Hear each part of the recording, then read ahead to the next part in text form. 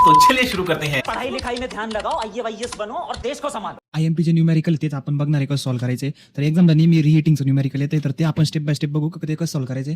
आता ही जी तुम्हाला लेफ्ट साईडला जी डायग्राम दिसते ती रँकिंग सायकलची डबल टर्बाईनची म्हणजे रिहिटिंगची डायग्राम आहे. तर पहिले ती डायग्राम समजून घेऊ, त्याच्यानंतरच आपल्याला त्याच्यावरून न्यूमेरिकल आहे ते सॉल्व्ह करता येईल. तर त्याच्यात दिलेल्या डायग्राममध्ये दिलेली आपल्याला प्रोसेस 1 to 2 ची प्रोसेस आहे. त्या पंप तो जो पंप आहे तो पंप पाणी पंप करतो आणि बॉयलरकडे ते पाणी जातं आणि नंतर ते पाणी ते बॉयलर गरम करतो आणि त्याचं वॉटर टू स्टीम मध्ये त्याचं रूपांतर करतं. त्याच्यानंतर 3 to 4 त्याच्यानंतर 3 पाणी जे आहे ते बॉयलरकडून टर्बाईनकडे जातं आणि टर्बाईनमध्ये त्या पाण्याचं हाय प्रेशर टर्बाईन हे जे 3 नंबर दिलेले ते हाय प्रेशर टर्बाईन आहे. त्याच्यानंतर ते हाय प्रेशर टर्बाईन फिरते आणि वर्क प्रोड्यूस होते. त्याच्यानंतर 3 ते 4 रिहिटिंग आहे. त्या रिहिटिंगमध्ये हाय प्रेशर टर्बाईन नंतर स्टीम पुन्हा बॉयलरमध्ये जाते रिहिटिंगसाठी आणि टेम्परेचर पूर्ण त्या स्टीमचं वाढतं. त्याच्यानंतर 4 to 5 जे आहे ते रिहिटेड स्टीम आहे ती लो प्रेशर टर्बाईनला जाते. 4 to 5 जी आहे ती स्टीम या सेकंड टर्बाईनला जाते, त्याला लो प्रेशर टर्बाईन म्हणतात आणि स्टीमचं पुन्हा एक्सपान्शन होते आणि स्टीम 5 to 6 कंडेन्सेशनला जाते, कंडेन्सरला जाते आणि स्टीम थंड करून तिचं परत पाणी तयार केलं जातं आणि ती परत पंपला प्रोव्हाइड केली जाते आणि अशीच सायकल कंटिन्युअसली चालत राहते. आता याच्यावरून आपण ह्या डायग्रामवरून आपण एक TS डायग्राम ड्रॉ करणार आहे जी आपल्याला न्यूमेरिकलमध्ये आपल्याला जी ड्रॉ करावं लागते. या आता आपण बघू TS डायग्राम कशी ड्रॉ करायची. तर पहिले 2 ऍक्सिस घेऊ आपण. 2 ऍक्सिस घ्यायच्या. 2 ऍक्सिस घ्यायच्या. त्याच्यानंतर जी पहिली आपली व्हर्टिकल ऍक्सिस आहे ती आहे आपली टी आणि जी आपली हॉरिझॉन्टल ऍक्सिस आहे ती म्हणजे एन्ट्रॉपी म्हणजे S. तर फर्स्ट काय करू आपण 2 डोम काढून घेऊ. तर ते डोम असे, तर हा आहेत ड्राय सॅच्युरेटेड वॉटरची लाईन, सॅच्युरेटेड वॉटर लाईन आणि ही आहेत सॅच्युरेटेड वेपर लाईन. आता याच्यावरून ह्या पॉईंट पासून आपण आता चालू करू. जर आपला जो हा पंपला जे आपण वॉटर प्रोव्हाइड करतोय तो आहे आपला पॉईंट 1. त्याच्यानंतर सेम टेम्परेचरला आपण ते पाणी देतोय आपण बॉयलरला, म्हणजे हा इथं झाला आपला पॉईंट 2 आणि त्या पॉईंट पासून इथे प्रेशरमध्ये पण चेंज होतो आणि स्टीममध्ये रूपांतर झालं. त्याच्यानंतर आपली स्टीमची टेम्परेचर वाढलं, त्याच्यानंतर ती वर गेली म्हणजे सॅच्युरेटेड वॉटर लाईन वर गेली आणि इथं आहे आपला पॉईंट 3 आहे फक्त 2 आणि इथून आपण जेव्हा राईटकडे जातो हा झाला आपला 2 आणि आपल्या स्टीमचा आता नॉर्मल स्टीमचा आपलं सॅच्युरेटेड सुपर हिटेड स्टीममध्ये रूपांतर झालंय. त्याच्यानंतर आपण असा अजून वर गेली, तिचं टेम्परेचर वाढलं म्हणजे हा झाला आपला पॉईंट 3 म्हणजेच सुपर हिटेड स्टीम. त्याच्यानंतर स्टीम ती जेव्हा टर्बाईनला जाते तेव्हा तिचं एक्सपान्शन होतं, प्रेशर पण कमी होतं आणि तिचं टेम्परेचर पण कमी होतं. त्याच्यानंतर तीच लाईन परत एकदम व्हर्टिकल खाली येते, तर ती झाली आपली पॉईंट 4 आणि परत ती स्टीम वर जाते तिचं रिहिटिंग झाल्यानंतर, तो आहे आपला पॉईंट 5 आणि परत ती स्टीम एक्सपान्शन झाल्यावर खाली येऊन कंडेन्सेशनला येते, तो आहे आपला पॉईंट 6 आणि हा पॉईंट 6 कडून परत आपण पॉईंट 1 ला जातो, त्याला म्हणायचं आहे आपण पॉईंट C म्हणजे कंडेन्सेशन प्रेशर आणि जे आपलं 2 ते 2 आहेत हे आहे आपलं बॉयलर प्रेशर आणि पॉईंट 4 पासून जी एक हॉरिझॉन्टल लाईन जाते ते आहेत आपलं रिजनरेटिव्ह प्रेशर. तर ही आहेत आपली अशी TS डायग्राम. आता या TS डायग्रामवरूनच आपल्याला न्यूमेरिकल सॉल्व्ह करायचे. तर पहिले आपण एक न्यूमेरिकल बघू. तर गिव्हन डेटामध्ये पहिले आपल्याला steam at 70 bar and 500 degree Celsius. तर steam at 70 bar and 500 degree Celsius is supply to the steam turbine. म्हणजे स्टीम दिली आपण प्रोव्हाइड केली आहे स्टीम टर्बाईन 1 ला, हे जे आपलं आहे प्रायमरी टर्बाईन 1 ला प्रोव्हाइड केली आहे. मग ती स्टीम सुपर हिटेड आहे म्हणजे ती कोणती झाली आहे T सुपर हिटेड 3. मग आपण लिहून घेऊ, पहिले प्रेशर लिहू. आता प्रेशर कोणतं येते, आता हे प्रेशर ही स्टीम बॉयलर कडून टर्बाईनला जाते म्हणजे हे प्रेशर राहील बॉयलर प्रेशर म्हणजे PB इज इक्वल टू 70 बार आणि आपल्या स्टीमचं जे टेम्परेचर आहे T सुपर हिटेड आता 3 पोझिशनला आहे ते म्हणजे बॉयलर पासून टर्बाईन जाते म्हणजे number 3 is equal to 500 degree Celsius. The steam is expanded in high pressure turbine isentropically till it is dry saturated. The steam is reheated up to 400 degree Celsius म्हणजे T super heated. आता reheat केल्यानंतर त्याचा number काय येईल, मग त्याचा number reheat इथं steam जे आहेत ती परत रिहीट केली जाते आणि ती इकडून मग टर्बाईन सेकंड आपलं जे टर्बाईन त्याला प्रोव्हाइड केले जाते. मग येईल T super heated 5 is equal to 400 degree Celsius passing through reheater. Expansion and reheating is carried out to condenser pressure to 0.2 bar. म्हणजे आपल्याला कंडेन्सर प्रेशर दिलेला आहे PC is equal to 0.2 bar. आणि draw the cycle arrangement and TS diagram. आणि आपल्याला find करायला लावले त्यांनी thermal efficiency of the cycle आणि work output in megawatt if the steam flow rate is 10 kg per second. मग आपल्याला स्टीमचं flow rate दिलेलं आहे MS is equal to 10 kg per second. तर फर्स्ट काय करू आपण, त्यांनी draw the cycle arrangement and TS diagram. आता सायकल अरेंजमेंट आहे ती आपली ही सेम डायग्राम आहे, हीच ड्रॉ करायची आहे तिथं, सेम ही पूर्ण सेम डायग्राम इथं ड्रॉ करायची आहे. आणि त्याची टीएस डायग्राम पण ही जी डायग्राम ड्रॉ केली हीच डायग्राम तिथं ड्रॉ करायची आहे. आपल्या दोन्ही पण डायग्राम आधी ड्रॉ करून झालेला आहे. फक्त इथं जी 1 आणि 2 आहेत, म्हणजेच जी इथं इंट्रॉपी आहे ती S1 is equal to S2 आणि इथं जी इंट्रॉपी आहे S3 is equal to S4. या दोघी पण सेमच आहे. चला तर मग आता आपण आन्सरकडे बघू. आपला आता आन्सर कसं आहे, तर पहिले काय करू, एच एस डायग्राम जी आहे ती बघू.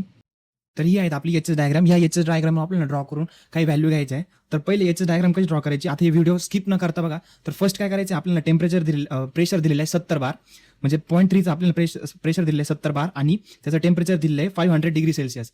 आता इथे याच्यामध्ये येईल 75, म्हणजे इथे येईल आपली लाईन, ही झाली आपली 70ची लाईन आहे. ते लाईनला आपण सरळ खाली घेऊ, फक्त ड्रॉ करीत खाली घेऊ. आणि आपलं टेम्परेचर आहे 500 डिग्री सेल्सिअस. जोपर्यंत 500 डिग्री सेल्सिअसला इंटरसेक्ट होत नाही तोपर्यंत तिला ड्रॉ करू. ही झाली इथं 500 डिग्री सेल्सिअसला इंटरसेक्ट. ही ग्रीनवाली जी लाईन आहे ती आपली टेम्परेचरवाली लाईन आहे. ती लाईन जेव्हा इथं इंटरसेक्ट होईल या पॉईंटला म्हणायचं आपल्याला 0.3 आणि त्याच पॉईंटवरून आपल्याला एक हॉरिझॉन्टल लाईन ड्रॉ करायची आपल्या लेफ्ट साईडला, म्हणजे इंथाल्पीच्या बाजूला. तर ती निघेल आपली इंथाल्पी. इथं 3500, इथं येईल 3400, 3400, 3410 पण घेऊ शकतो आपण किंवा 10 घेऊ, 3410 घेऊ आपण. स्टार्टिंगलाच इथं आपण वर आलोय थोडं, जर लाईन सरळ ड्रॉ केली तर ॲक्युरेट एकदम 10 येईल. मग आपलं आन्सर येईल इथं H3 is equal to 3410 kilojoule per kg. त्याच्यानंतर ही जी लाईन आहे आपण जसं टीएस डायग्राममध्ये दाखवलेलं आहे, तीच लाईन 3 नंबरची तीन डॉटवाली जी लाईन आहे ती परत खाली जाते नंबर 4 पर्यंत. आता आपल्याला सेम तसंच इथं पण करायचं आहे. आता ही 3 जी लाईन आहे, 3 वालीचा पॉईंट आहे तो आपल्याला सरळ डायरेक्ट खाली घ्यायचा आहे. तो इथून डायरेक्ट खाली घ्यायचा आणि जी रेडवाली लाईन आहे त्या लाईनला इंटरसेक्ट होईपर्यंत तो खाली घ्यायचा आणि त्या पॉईंटला म्हणायचं. आणि हा झाला आपला पॉईंट 4, याला म्हणायचं आपला पॉईंट 4. आता या पॉईंट 4 पासून परत आपल्याला आपल्या लेफ्ट साईडला जायचं आहे आणि लेफ्ट साईडला गेल्यावर परत आपल्याला H4 भेटेल. मग H4 इज इक्वल टू, आता इथं 2600, 2700, 2720, 2740, 2760, 80 आणि इथं येईल 2800. तर आपली लाईन जिथं मॅच होती ते रिडिंग येईल आपलं 2740 किलो जूल पर kg. त्याच्यानंतर आता काय करायचं आहे, आता ही जी लाईन आहे ही आता आपल्याला 0.4चं प्रेशर दिलेलं नाहीये. आता ते आपल्याला प्रेशर काढायचं आहे. मग काय करायचं, ही जी लाईन आहे, ही जे प्रेशरची जी लाईन दिली आहे ब्ल्यू लाईन, ती ब्ल्यू लाईन वरच्या कोणत्या, म्हणजे तिचा आपल्याला आता प्रेशर फाइंड करायचं आहे. तर ही लाईन काय करायची, आपण अशीच वर घ्यायची. या पॉईंटपासून ही लाईन अशीच वर घ्यायची.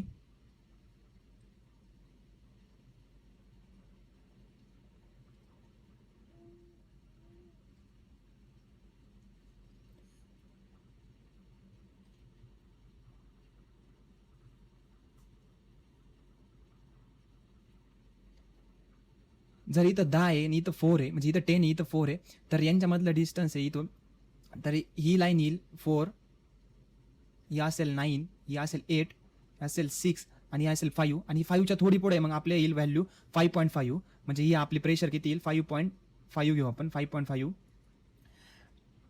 म्हणजे आपला हा 0.4 आहे. या 0.4चं आपल्याला प्रेशर किती भेटलंय, मग P4 इज इक्वल टू 5.5 बार.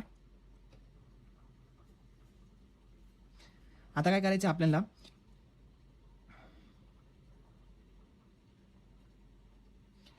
आता रिहीटिंगचं टेम्परेचर दिलेलं आहे आपल्याला. किती रिहीटिंगचं टेम्परेचर दिलेलं होतं, 400 डिग्री सेल्सिअस आपलं टेम्परेचर दिलेलं होतं. आता या पॉईंटपासून आपल्याला एक लाईन ड्रॉ करायची आहे ह्या टेम्परेचरवर, म्हणजे 400 डिग्री सेल्सिअसवर, म्हणजे ही लाईन इथे. आता ही लाईन एकदम डार्क करून घेऊ. ही आपली झाली फायनल लाईन.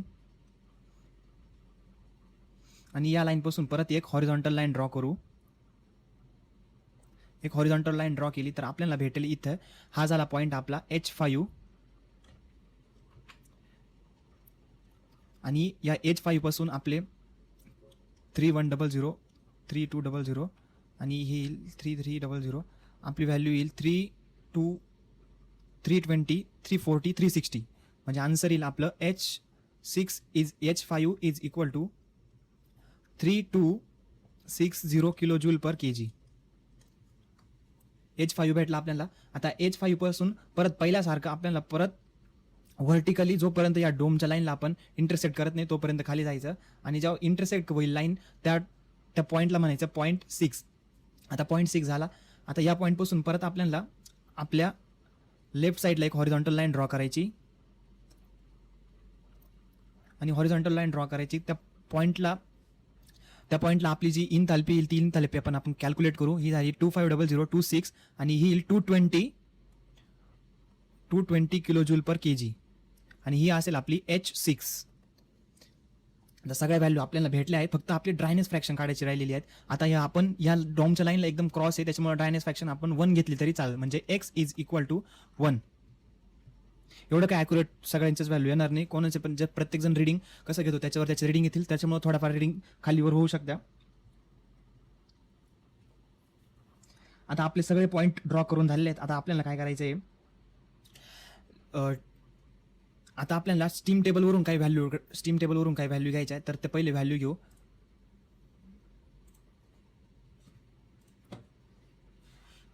फर्स्ट काय करायचं आपल्याला, कोणत्या प्रेशरच्या व्हॅल्यू काढायच्या आपल्याला ते फाइंड करू. आधी आपल्याला प्रेशर दिलेले आहे 70. प्रेशर दिलेले आहे आपल्याला किती, 70 बार. तर स्टीम टेबलमध्ये आपण जेव्हा 70 बारचं प्रेशरचं चार्ट काढू, 70 बार प्रेशरचा स्टीम टेबलचा चार्ट काढू आपण, त्याच्यामधली आपल्याला HFची व्हॅल्यू दिलेली आहे. आता हा चार्ट आहे स्टीम टेबलचा, याला हायलाईट करतो मी. 70 बार प्रेशर आहे आपलं, त्याला जेव्हा हायलाईट केलं तर आपल्याला त्याच्यातून घ्यायची HFची व्हॅल्यू, फक्त आपल्या कामाची HF. बाकीच्या लिहून ठेवल्या तरी चालतील पण आपल्या कामाची फक्त HF. तर HFची व्हॅल्यू आपली 1267.4 ही आपल्याला व्हॅल्यू घ्यायची फक्त HFची. आणि अजून एक प्रेशर आहे आपल्याकडे 0.2 बार. तर 0.2 बार प्रेशरची घेऊ आपण. 0.2 इथं आपल्याकडे आहे 0.2 बार, त्याला मी हायलाईट करतो. आणि इथं आपल्याला रिडिंग भेटेल, HFची व्हॅल्यू भेटेल 251.5.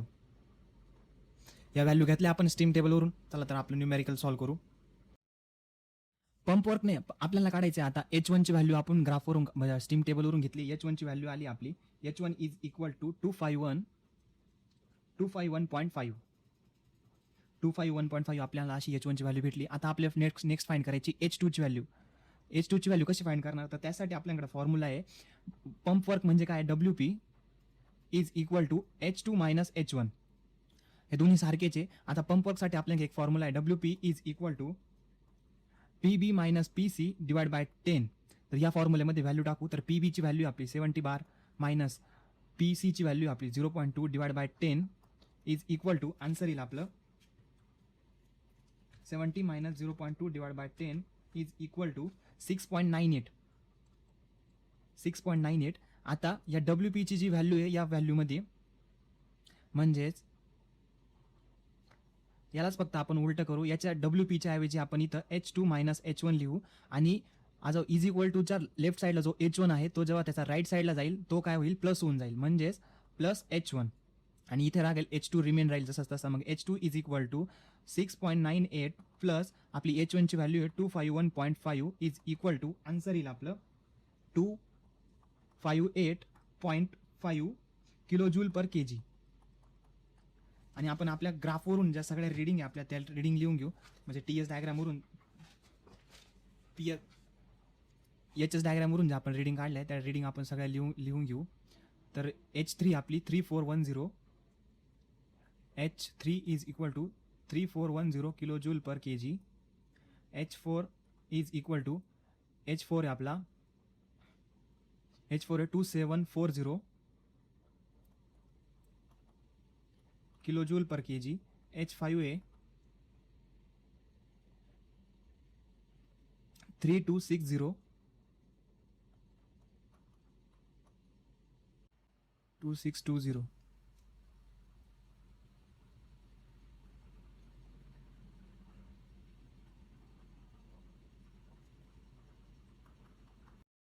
आता नेक्स्ट कॅल्क्युलेट करायचे आपल्याला. त्यांनी काय काय सांगितलेलं आपल्याला, thermal efficiency of the cycle आणि वर्क आउटपुट.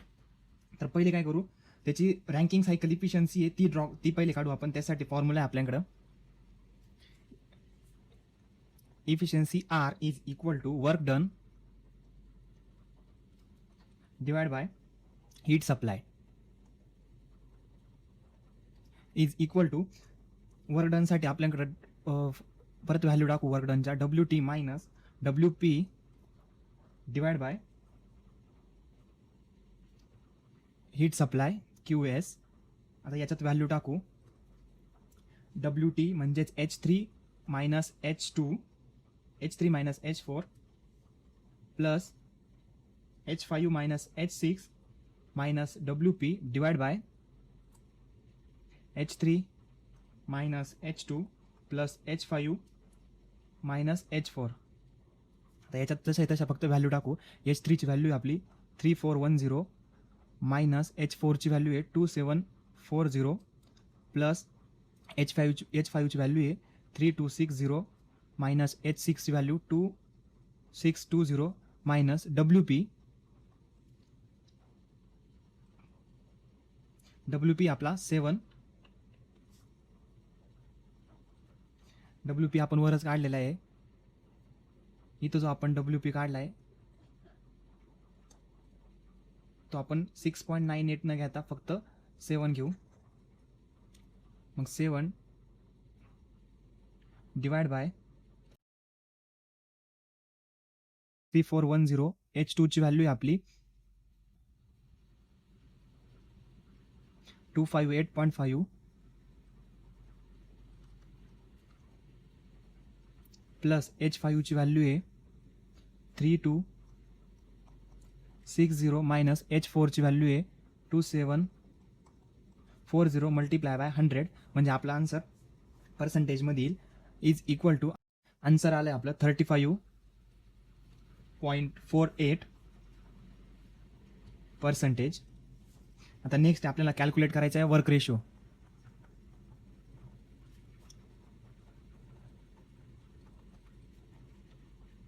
त्याला आपण डिनोट करतो WR नी. तर work ratio is equal to shaft work. Shaft वर्कसाठी आपण काय घेतो WT minus WP divide by WT